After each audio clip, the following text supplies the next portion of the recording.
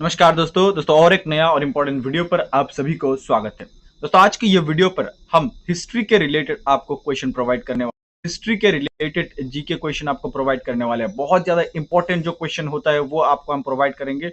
सो आपका आने वाला एग्जाम के लिए बहुत ज्यादा इंपॉर्टेंट है। हम सिलेक्टेड और इंपॉर्टेंट क्वेश्चन प्रोवाइड करेंगे। सो आप ये वीडियो में क्लिक किया है तो वीडियो को लास्ट तक देखिएगा। एक एक क्वेश्चन आपके लिए इंपॉर्टेंट होने वाले हैं। आप किसी भी एग्जाम देने जा रहे हैं तो ये वीडियो को स्टार्ट करते हैं, लेकिन इससे पहले एक छोटा सा रिक्वेस्ट है आपसे कि आप इस चैनल को सब्सक्राइब ना करके आप कहीं मत जाइएगा, क्योंकि ये चैनल पर आपको रेगुलरली ऐसे ही वीडियो मिलते रहेगा। लाइक जरूर कीजिए और वीडियो में जो क्वेश्चन आपको पूछा जाएगा उसका आंसर जरूर कीजिएगा।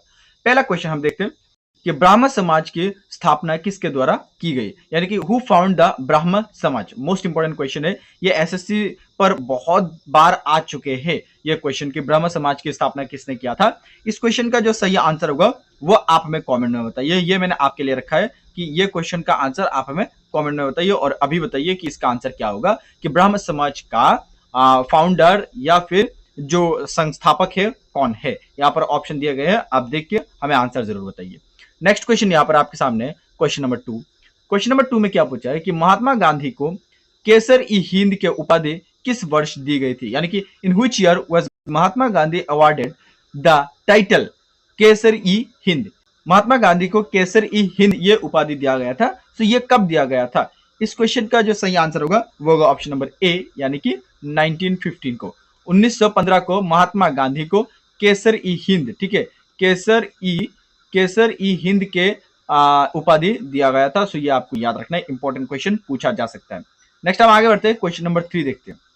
यहां पर क्वेश्चन नंबर 3 आपके सामने है कि एनी बेसेंट ने होम रूल लीग की स्थापना कब और कहा की थी, यानी कि when and where did Annie Besant establish the Home Rule League. Most important question है, Home Rule League Annie Besant ने कब संस्थापन किया था और कहा किया था। ठीक है, क्वेश्चन नंबर 3 का जो सही आंसर होगा वो होगा ऑप्शन नंबर बी, यानी कि सितंबर 1916 मद्रास में। ठीक है, सितंबर का 1916 का मद्रास में किया था, ये भी आपको याद रखना है। मद्रास का 1916 में, सितंबर का 1916 में होम रूल लीग का स्थापना किया था। किसने? एनी बेसेंट ने। इंपॉर्टेंट क्वेश्चन ये भी बन सकता है आपका एग्जाम के लिए। यहां पर क्वेश्चन नंबर 5 है and 5 number question is Lok Sabha के चुनाव क्षेत्र का परिसीमन किस वर्ष की जनगणना के बाद किया जाएगा। ठीक है, यानी कि लोकसभा का, यहां पर देखिए इंग्लिश में, the determination of Lok Sabha constituencies will be based on the census of which year, यानी कि किस साल के सेंसस के बाद लोकसभा का परिसीमन किया जाएगा। तो इस क्वेश्चन का सही आंसर होगा ऑप्शन नंबर बी, यानी कि 2026 के सेंसस के बाद लोकसभा का परिसीमन किया जाएगा। सो ये भी इंपॉर्टेंट क्वेश्चन बन सकता है।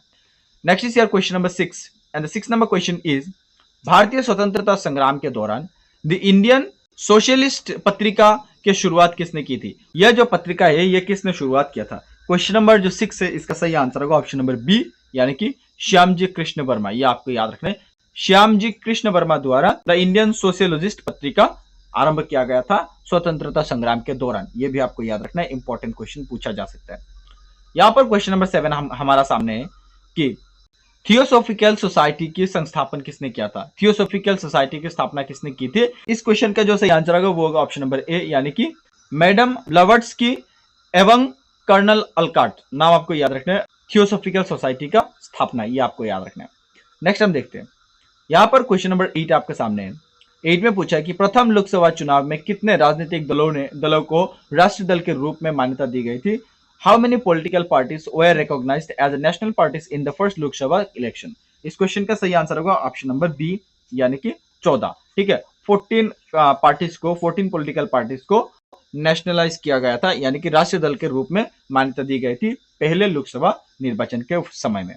Next is question number 9 and the 9 number question is Mahatma Gandhi ने किसके मृत्यु पर कहा था भारतीय सौर मंडल से एक सितारा डूब गया, यानी कि upon whose death did Mahatma Gandhi से A star has fallen from the Indian firmament, यानी कि भारतीय सौर मंडल से एक सितारा डूब गया, किसके मृत्यु पर कहा गया था महात्मा गांधी द्वारा।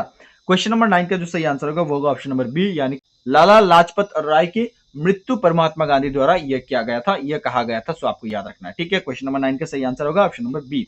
नेक्स्ट हम देखते हैं, यहाँ पर क्वेश्चन नंबर 10 आपके सामने है कि वास्को दा गामा भारत कब आए थे। वास्को दा गामा भारत कब आए थे, ये क्वेश्चन मोस्ट इंपोर्टेंट है, आपको याद रखना है वास्को दा गामा भारत कब आए थे। The right answer will be option number C, यानी कि 1498 1498 पर वास्को दा गामा भारत आए थे। सो ये आपको याद रखना है। नेक्स्ट हम देखते हैं, यहाँ पर क्वेश्चन नंबर नहीं है लेकिन ये क्वेश्चन भी इंपॉर्टेंट थे। राज्यों का भाषाई आधार पर गठन किस वर्ष किया गया था? In which year were states recognised based on linguistic lines, यानी कि भाषाई आधार पर राज्यों को गठन किया गया था किस वर्ष? क्वेश्चन नंबर यहाँ पर नहीं है लेकिन इस क्वेश्चन का जो सही आंसर होगा वो होगा ऑप्शन नंबर सी, यानी कि 1956 पर। 1956 में राज्यों को भाषाई आधार पर गठन किया गया था। सो ये आपको याद रखना है, ठीक है। नेक्स्ट हम आगे बढ़ते हैं। यहाँ पर क्वेश्चन नंबर 11 है and the 11 number question is बाल गंगाधर तिलक को लोकमान्य की उपाधि किस आंदोलन के दौरान दी गई थी? ड्यूरिंग व्हिच मूवमेंट वाज बाल गंगाधर तिलक गिवन द टाइटल लोकमान्य? बाल गंगाधर तिलक को लोकमान्य के नाम से जाना जाता है, ये आपको याद रखना है, इंपॉर्टेंट क्वेश्चन है, बन सकता है। क्वेश्चन नंबर 11 का सही आंसर होगा ऑप्शन नंबर बी, यानी कि होम रूल आंदोलन के समय में बाल गंगाधर तिलक को क्या कहा गया था? लोकमान्य ये उपाधि दी गई थी। सो बाल गंगाधर तिलक को लोकमान्य के नाम से भी जाना जाता है। नेक्स्ट यहाँ पर क्वेश्चन नंबर 12 है एंड 12 नंबर क्वेश्चन इज भारतीय संविधान के किस अनुच्छेद को संविधान की आत्मा कहा जाता है? संविधान की आत्मा, हार्ट ऑफ द कॉन्स्टिट्यूशन कहा जाता है भारतीय संविधान की किस अनुच्छेद को, किस आर्टिकल को भारतीय संविधान के हार्ट ऑफ द कॉन्स्टिट्यूशन कहा जाता है? And the right answer will be option number C, यानी कि अनुच्छेद 32। अनुच्छेद आर्टिकल 32 को क्या कहा जाता है? हार्ट ऑफ द कॉन्स्टिट्यूशन कहा जाता है। इंपॉर्टेंट क्वेश्चन ये भी बन सकता है। नेक्स्ट इज यार question number 13 and 13 number question is Aligarh आंदोलन के संस्थापक कौन थे?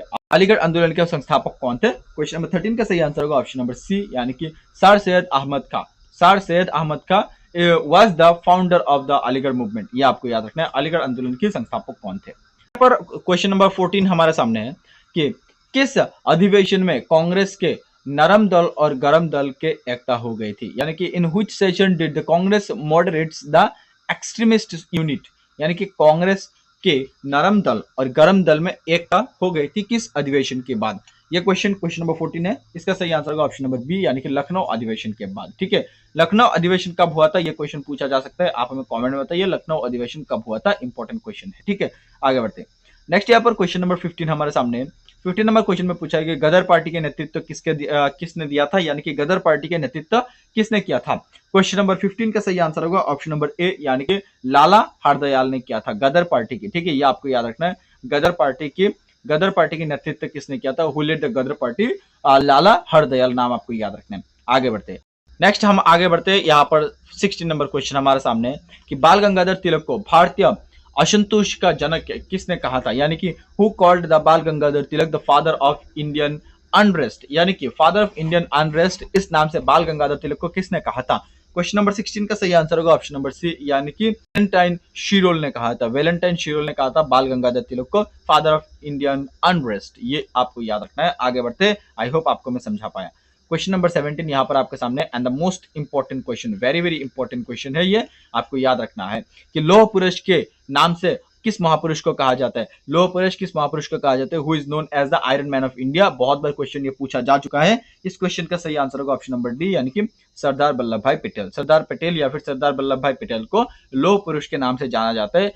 तो दोस्तों आज के ये वीडियो पर हम आपको 17 क्वेश्चन प्रोवाइड किया and all of this question are very very very important, आपका एग्जाम के लिए इंपॉर्टेंट हो सकता है, ठीक है। ये वीडियो यहाँ तक देखने के लिए हमारी तरफ से बहुत बहुत धन्यवाद आपको। हम आपके साथ मिलते हैं किसी और एक अच्छा वीडियो के साथ। तब तक के लिए आप खुश रहिए, सीखते रहिए और सिखाते रहिए। ये वीडियो को लाइक जरूर कीजिए, चैनल को सब्सक्राइब ना करके आप कहीं मत जाइएगा। आइए हम एक साथ जुड़ते हैं और अच्छे से प्रिपरेशन करते हैं। Thank you so much again. जय हिंद, जय भारत।